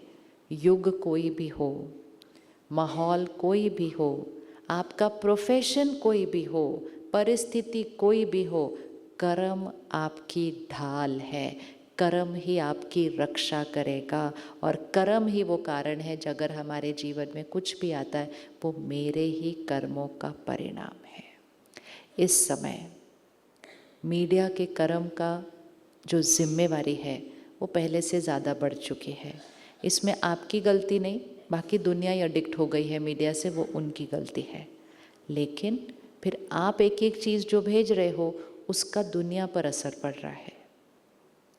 तो फिर हमें देने वाले को अपने कर्म की जिम्मेवारी को क्या करना पड़ेगा? थोड़ा सा क्या करना पड़ेगा? अगर कोई व्यक्ति ऐसा बिजनेस करता है, जो वो ऐसा प्रोडक्ट बनाता है जिसको लेने से सामने वाले का शरीर बीमार हो, तो बनाने वाले बिजनेसमैन का कर्म कौन से खाते में गया? कौन से खाते में गया? ऐसे ही जब हम कुछ ऐसा बनाएं, तो ये ध्यान रखें कि इन्फॉर्मेशन तो देनी है, लेकिन साथ साथ ये ध्यान रखें कि दूसरे के मन को दर्द और दूषित नहीं करना है। वो हमारा कर्म बनेगा, ये हमें अटेंशन रखना है, क्योंकि उस कर्म से हमारे घर धन आता है। 4 एनर्जीज होती हैं, धन, अन्न, मन और तन। वो धन से ही अन्न खरीदा जाएगा, वो अन्न आपका पूरा परिवार खाएगा, आपके बच्चों की पढ़ाई उस धन से होती है, आपका मकान उस धन से बनता है, आपकी घर की हर चीज़ में वो धन की वाइब्रेशन है। धन सिर्फ पैसे नहीं होते, धन होता है पैसा कमाने की विधि का वाइब्रेशन। अगर मेरे कर्म से किसी को दर्द मिला और वो धन मेरे घर आया, तो वो धन के साथ दर्द भी तो आएगा ना फिर। इसीलिए ये टॉपिक है कि वैल्यू बेस्ड मीडिया, ये कोई समाज के लिए एहसान नहीं, ये अपने श्रेष्ठ कर्म करने के लिए शक्ति है, ये अपने लिए हो रही है। थोड़ा सा एक ट्रांजिशन फेज आएगा, आपको लगेगा कि दूसरे तो ऐसे कर रहे हैं इसलिए दूसरे आगे जा रहे हैं, दूसरे आगे सिर्फ इधर तक जा रहे हैं, आपको अपने कर्मों में आगे जाना है। और जो कर्मों में आगे जाता है ना, वो सफलता में बहुत आगे निकल जाता है। काम कारोबार करते हुए अपना नहीं, दूसरों का फ़ायदा सोचिए। अगर आज आप एक फल की दुकान पर जाते हैं, वो फल वाले के पास चॉइस है। उसने नीचे 2 सड़े हुए एप्पल रखकर उसके ऊपर 4 अच्छे सेब रखकर वो अच्छा सा लिफाफा आपको दे देगा। लेकिन घर जाके आप कौन सी एनर्जी क्रिएट करेंगे उसके लिए? आप कहें कैसा व्यक्ति है, क्या दिया इसने। और ऐसा भी फल वाला होगा जो आपको बोलेगा भाई साहब आज मेरे से मत लो, मेरे पास ना अच्छा नहीं है, आप सामने वाली दुकान से लो। ऐसा फल वाला मिल सकता है या नहीं मिल सकता? मिलते हैं या नहीं मिलते? आज के परिप्रेक्ष्य में भी मिलते हैं या नहीं मिलते? मिलते हैं। लेकिन उस दिन उस व्यक्ति ने कुछ नहीं कमाया। वो हमारे लिए 200 रुपये, लेकिन उसके लिए वो 200 रुपये बहुत ज़्यादा होंगे। वो उसका काम कारोबार व्यापार है, उसका परिवार उस 200 रुपये का इंतज़ार कर रहा होगा घर पे। लेकिन उस दिन उसने अपने फ़ायदे का नहीं सोचा, उसने आपके फ़ायदे का सोचा। ये होता है काम कारोबार व्यापार भी ऐसे होता है, ऐसे नहीं होता, ऐसे होता है। उस दिन उसने धन नहीं कमाया, लेकिन उस दिन उसने क्या कमाया? उस दिन उसने क्या कमाया? आप कितनी दुआएं देंगे उसको, बोले कमाल है यार, कैसा व्यक्ति है, मुझे दूसरी दुकान पे भेज दिया इसने। फिर आप अपने तक भी नहीं रखेंगे, 4 लोगों को बताएंगे, पता है आज ऐसा दुकानदार मिला। उस दिन वो भाई ने सिर्फ दुआएं कमाई। लोग कहते हैं लेकिन दुआओं से घर थोड़ी चलता है, पैसे कमाना पड़ता है। लेकिन जितनी उसने उस दिन दुआएं कमाई, उसके बाद उसका धन घटेगा या बढ़ेगा? बढ़ेगा, बढ़ेगा। हम आंख बंद करके उसके पास जाएंगे, दूसरे आंख बंद करके उसके पास जाएंगे, उसका धन उतना बढ़ेगा जो उसने भी कभी नहीं सोचा था कि उतना बढ़ जाएगा। ये एक सिद्धांत है। जो धन कमाते हैं वो ज़रूरी नहीं है कि दुआएं कमाते हैं, लेकिन जो दुआएं कमाते हैं वो अपनी क्षमता से ज़्यादा धन कमाएंगे। ये कोई भी करके देख ले, और वो किसी भी प्रोफेशन में करके देख ले, कोई भी करके देख ले, क्योंकि दुआएं एक बहुत बड़ी पुश होती है। वो आपके करियर को ऐसे आगे धक्का मार देती है जो आपने सोचा नहीं होता कभी। इसीलिए काम करना है, अपने आप को ये नहीं देना अरे क्या कर सकते हैं सब, ये करके नहीं चलेगा। जब बॉल वापस आएगी तो आप उस बॉल को ये नहीं बोल सकते लेकिन दूसरे भी तो वो फेंक रहे थे, जो फेंक रहे थे उनके पास भी आने वाले हैं। ये वो समय, बहुत सेंसिटिव समय से हम अभी गुजर रहे हैं। इस समय हर एक को अपनी अपनी बॉल का ध्यान रखना है। करेंगे अटेंशन वापस जाने के बाद? कुछ चेंज आएगा हमारे काम कारोबार के तरीके में वापस जाने के बाद? यस, लाना ही है। और एक करेगा ना। आप कभी भी देखो, अगर आप सुबह सुबह खाली सड़क पे जाओ अपनी गाड़ी या स्कूटर लेकर, कोई लोग रेड सिग्नल पे रुकते ही नहीं है। ये खाली सड़क है, कौन देख रहा है? ना कोई कैमरा है, ना कोई पुलिसमैन है, निकलते जाएंगे निकलते जाएंगे निकलते जाएंगे, कानून को तोड़ते हुए जाते हैं। अब आप जाके वहाँ रुक जाओ, कोई नहीं रुक रहा, आप वहाँ के रुक जाओ। लोग आपका मजाक उड़ाएंगे, क्या भाई सुबह सुबह क्यों खड़े सड़क के बीच में? उनको लगता है वो रेड सिग्नल पे खड़े होना भी गलत है इस समय। पीछे से कोई हॉर्न बजाएगा, चलते चलते मजाक उड़ाएगा, भाई क्या प्रॉब्लम है? आपको वो कुछ क्षण क्रॉस करने हैं जब लोग आपका मजाक भी उड़ा सकते हैं, लोग आपको गलत भी कह सकते हैं, लोग आपको ये भी कह सकते हैं ये करके तो तुम्हारा सारा काम ही खत्म हो जाएगा। वो कुछ क्षण होते हैं, लेकिन वो 2-3 गाड़ियाँ जो आपके आगे जाएंगी, उसके बाद जो चौथी आएगी ना, वो आपको रुका हुआ देखकर आपके पीछे वो भी रुक जाएगी। रुकेगी या नहीं रुकेगी? आपको लगता है रुकेगी या नहीं रुकेगी? रुकेगी। और वो जो दूसरी गाड़ी भी पीछे रुकेगी ना, उसके रुकने का पुण्य भी आपको मिलेगा, क्योंकि आपके पास वो पहली हिम्मत थी रुकने की। सही कर्म क्या है सबको पता है, कलयुग के एंड पे भी सबको पता है कि सही कर्म क्या है। सिर्फ मेजॉरिटी के अंदर सही पर खड़े होने की अकेले ताकत नहीं होती है। इसीलिए आज सुबह कहा था चिड़िया, 3 तरह के लोग बताया। एक जो आग लगाते हैं, बहुत कम लोग होते हैं उस साइड पे जो आग लगाते हैं। बहुत कम लोग होते हैं उस साइड पे जो आग बुझाते हैं, सबसे ज़्यादा लोग पता है कौन सी साइड पे होते हैं? सो सिर्फ जैसा चल रहा है वैसा चलने देते हैं। आग लगाने वाले बहुत थोड़े होते हैं, आग बुझाने के लिए भी बहुत थोड़े चाहिए, क्योंकि मेजॉरिटी तो सिर्फ ऐसे खड़े हैं, जैसे सब चल रहे हैं वैसे चल रहे हैं। उनको पता है ये गलत है, लेकिन वो कहते हैं क्या करें, सब कर रहे हैं तो हमको भी करना पड़ता है।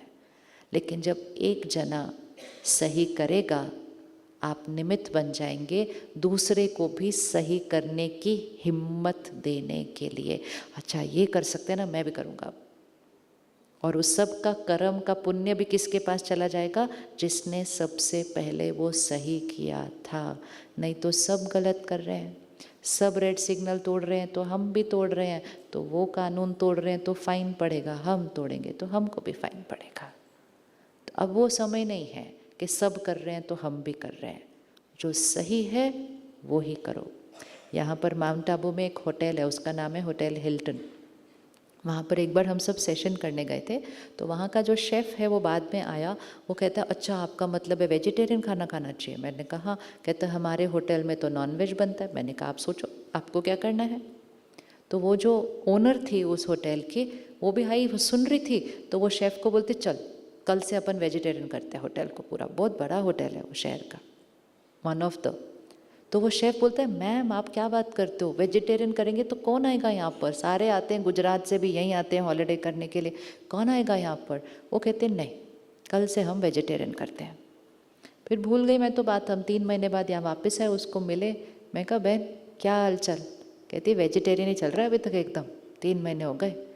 मैं कहा बिजनेस कैसा चल रहा है, तो कहती पहले डिप हो गया, पहले वो एकदम से डिप हो गया, लेकिन फिर वो सडनली ऊपर हो गया। और वो ऊपर इसलिए हुआ क्योंकि गुजरात राजस्थान से बहुत बड़ी पॉपुलेशन वो आती है जो बहुत खुश थे कि इस होटल में कोई नॉनवेज नहीं बनता, तो वो सारे इधर ही आने लग गए हैं। तो वो पहले डिप हो गया और फिर ऐसे चला गया। तो वो एक जो छोटा सा डिप होता है ना, जब हम एक कुछ नया करते हैं, आता है, सबके में नहीं आएगा, हो सकता है किसी में नहीं भी आए, लेकिन अगर आए भी तो उसको दृढ़ता से क्या करना है, पकड़ कर रखना है, क्योंकि सही कर्म का रिजल्ट कभी गलत हो नहीं सकता। ये मत सोचना हम अपने बच्चों को कम साधन दे पाएंगे, कम साधन देंगे लेकिन दुआएं भरे धन से देंगे तो आपके बच्चे कम साधन में भी बहुत तरक्की कर जाएंगे, क्योंकि उनके पास बहुत लोगों की दुआएं लगी हुई होंगी। तो वो वाली परिभाषा को ख़त्म करें कि भौतिक धन से हमारे घर पे खुशी आती है, साधन आते हैं।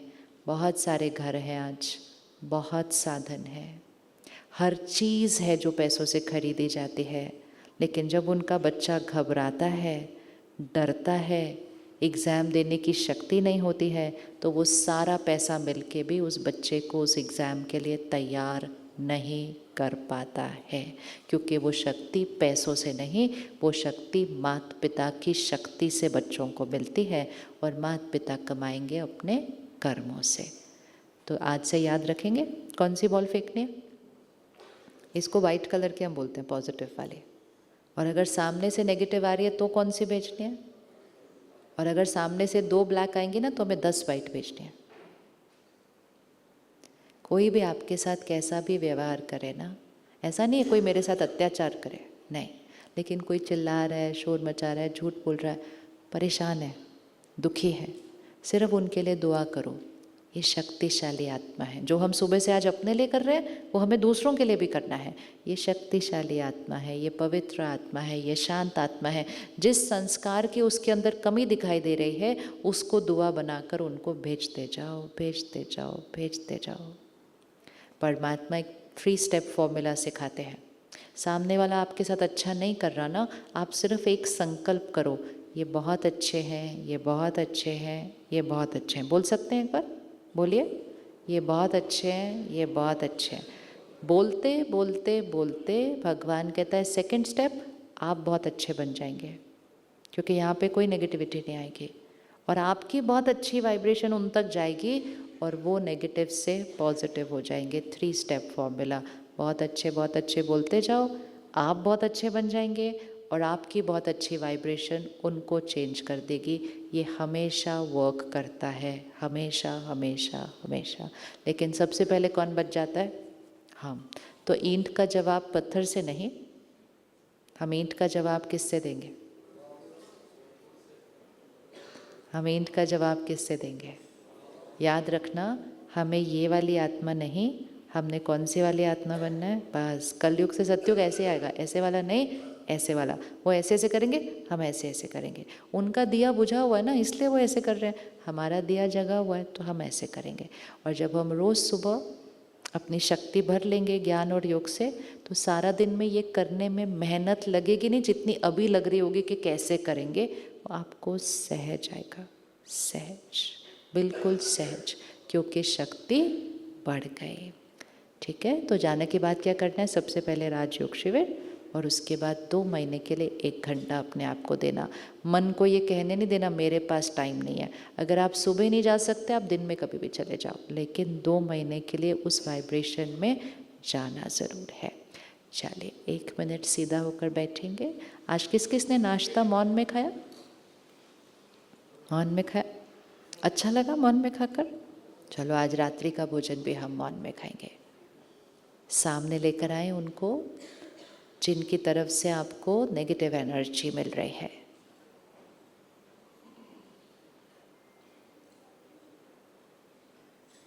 ये मेरे पूर्व कर्मों का परिणाम है।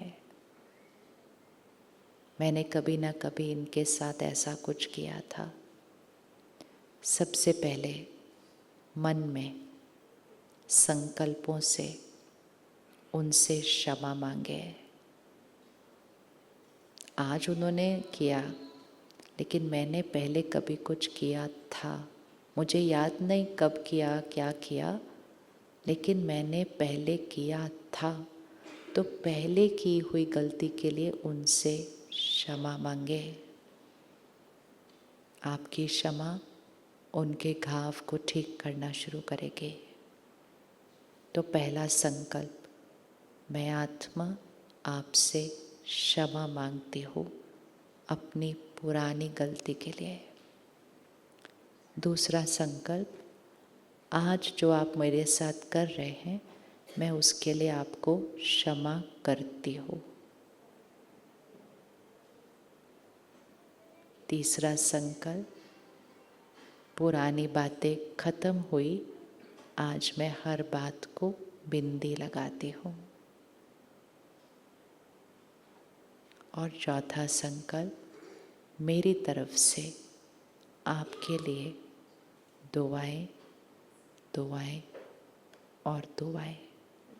आप शक्तिशाली आत्मा है, आप पवित्र आत्मा है, आपका और मेरा रिश्ता बहुत प्यारा है, आपकी और मेरी बहुत अच्छी बनती है। मेरी तरफ से दुआएं, दुआएं और दुआएं। पहला संकल्प, मैं क्षमा मांगती हूँ।